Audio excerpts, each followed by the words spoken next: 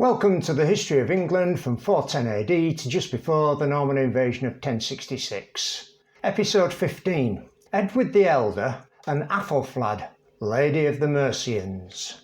When Alfred the Great died in 899, he was followed on the throne by his son, Edward, known as the Elder, who immediately ran into problems with his cousin Aethelwold, the eldest son of Alfred's older brother, Aethelred I. This seems to give credence that the Anglo-Saxons tended to primogeniture when possible. Alfred had become king due to Aethelwold being too young to lead Wessex, while it was constantly being attacked by the Vikings. Certainly Aethelwold thought he should be king on Alfred's death. However, we don't know if there were any other older cousins that Edward the Elder had, but Aethelwold is the one who saw himself as next in line. Aethelwold first secured the royal estates of Wimborne and Christchurch. When challenged with force, he escaped, leaving a nun behind that he had abducted, or reading between the lines, the nun had been willingly seduced.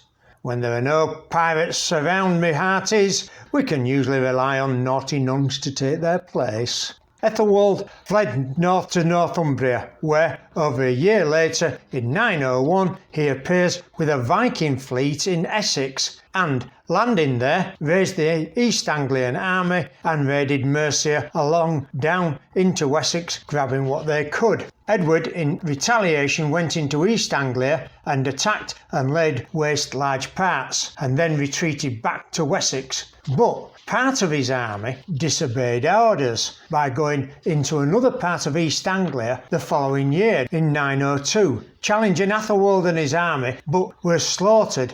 However, in the battle, Aethelwold was killed along with Eyre, the Danish king, and other Danish nobles, so the encounter could be described as a draw. We have now come to a point where the Danish Vikings would find themselves on the back foot and driven in a direction they did not particularly want to go.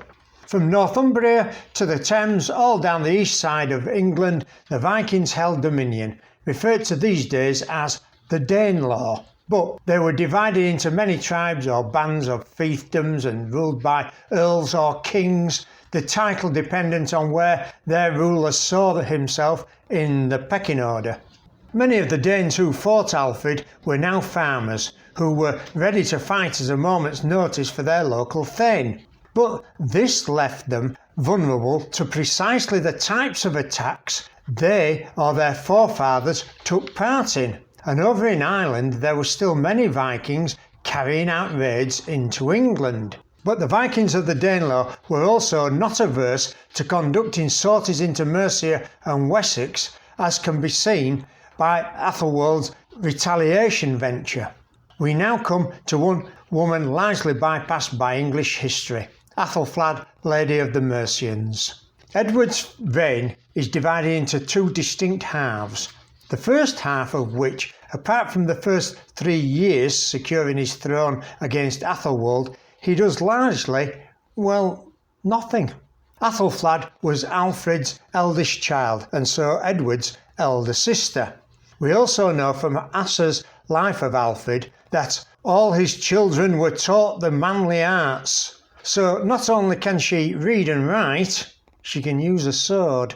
A story from the 12th century, but supposedly referring to a now lost source, has it that Aethelflaed, while travelling with her retinue on the way to her marriage with Aethelred, Lord of the Mercians in Tamworth, was attacked by bandits. Aethelflaed, aged about 15, takes the initiative and the track they were travelling on was in a depression, the attackers coming at them with the advantage of height.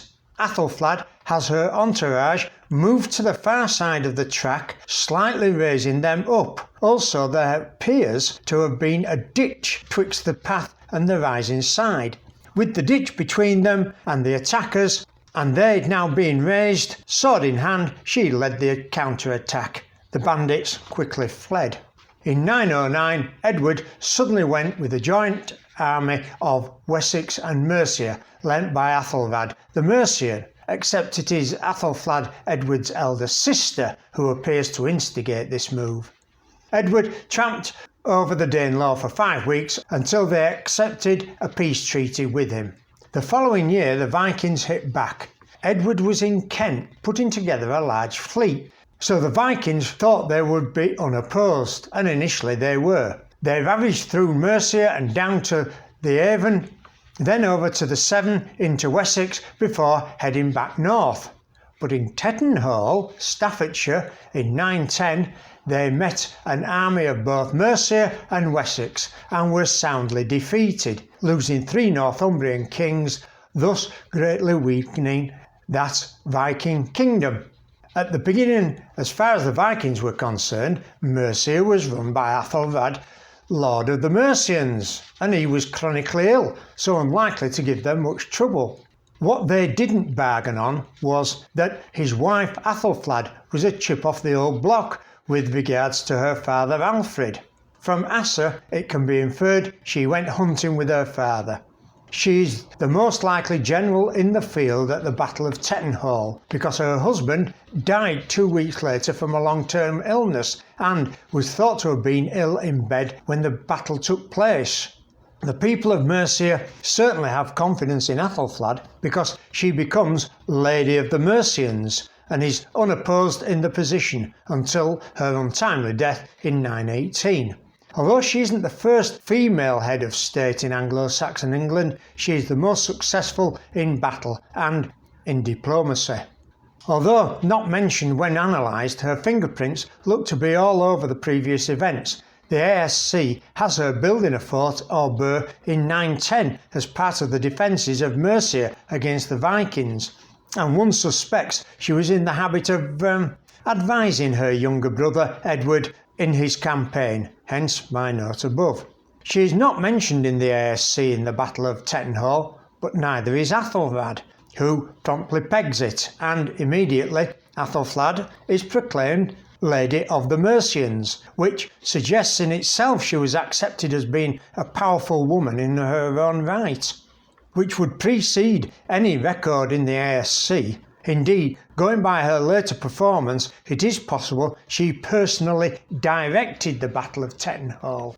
Aethelflaed immediately builds another couple of forts, which were to the design of Alfred, her father's burhs, and later took her army into battle 3 times, providing all the planning and ensuring the logistics worked. Such a woman does not come from nowhere without renown, and we can take it she learnt many of her skills from her father, Alfred the Great. She is not a Boudica or Boadicea, Queen of the Iceni. Don't argue over the pronunciation, they're both wrong. Aethelflaed is in the Wellington mode. She doesn't lose any battles. On top of this, earlier she is mentioned in a charter equally with Aethelred, her husband, when work was done to strengthen Worcester.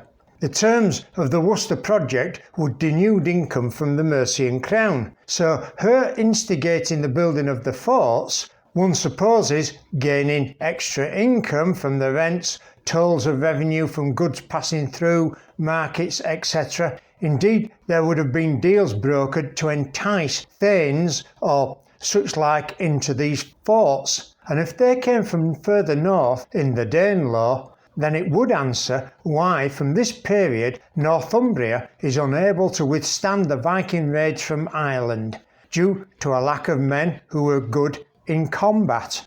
Edward meanwhile retook London for Wessex. At this time it had nominally been held by Mercia, but was for day-to-day running under the Danelaw control. This must have had tacit approval from Aethelflaed.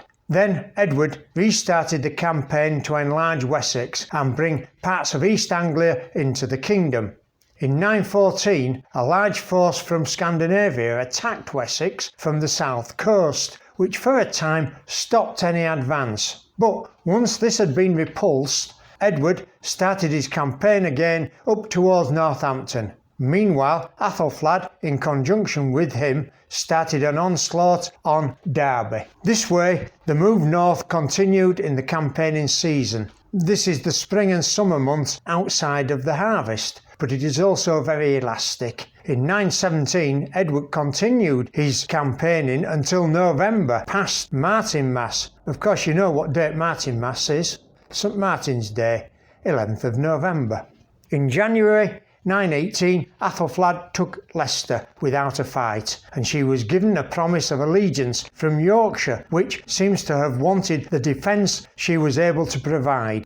In January 918, Aethelflaed took Leicester without a fight, and she was given a promise of allegiance from Yorkshire, which seems to have wanted the defence she was able to provide to protect them from attack from the Irish Vikings and its northern Pictish or Scots neighbours. However, there was no time with which to act upon it. 12 days before midsummer 918, Aethelflaed died. She had made her mark but failed to live to see the outcome. Yorkshire was still at the mercy of the Irish and Strathclyde Viking raiders. Indeed, had she secured Yorkshire, as both sides seemed to want, she would definitely want a major place in history.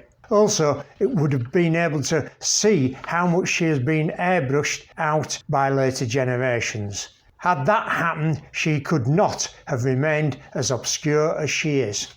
On her death, Edward immediately went to Tamworth, the Mercian capital, and captured it.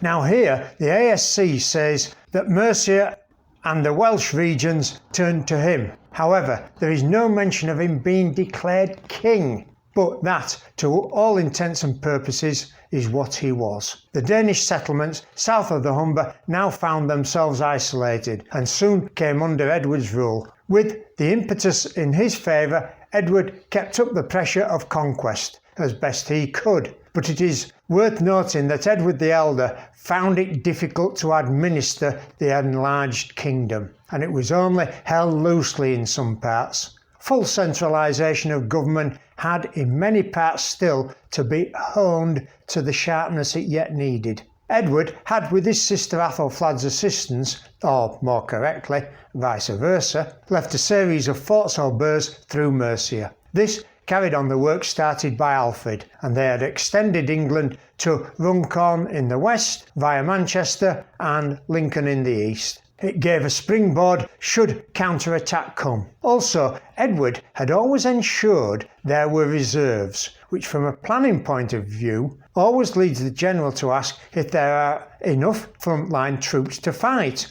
and reduces overstretch through the thought that if he hasn't the reserve, what happens then? The answer being, get a reserve, or stay within the area you have gained. Overambition has led many to fall. Edward, with Aethelflaed's help, didn't even stumble. It may indicate a lack of authority and planning for expansion, but there is nothing wrong with keeping within one's own limits.